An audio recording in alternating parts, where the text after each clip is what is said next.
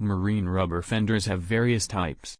Their production processes are similar. Super M-type rubber fender is typically mounted to a dock or a ship to counteract the collision force between the dock and the ship generated during mooring and berthing, thus preventing ships and docks from being damaged. So today I introduce the production process of M-type rubber fender. Please follow me to visit its production as following. Firstly, according to ordered or required M-type rubber fenders by clients, our engineer will make a strict and necessary formula of materials, including natural rubber, black carbon, fillings, and others.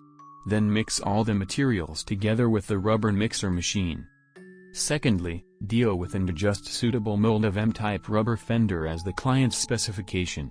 Then put the mixed rubber into this mold. Fill the full space of this mold with the mixed rubber material. After the close, the mold, put the whole mold into the vulcanizing tanker. Under 24 hours and 300 degrees heat, the mold and the mixed material will become liquid to fully fill the mold. Meanwhile, inside air is discharged, so that the mixed material can be solid together to ensure good performance of M-type rubber fender. The last step is cooling of the mold. Then make the rubber fender body leave this mold. M-type fender body is ready to be packed after clear more rubber material on fender body. The above production process is for M-type rubber fender. Warmly welcome to contact us anytime if you need our M-type rubber fender for your projects.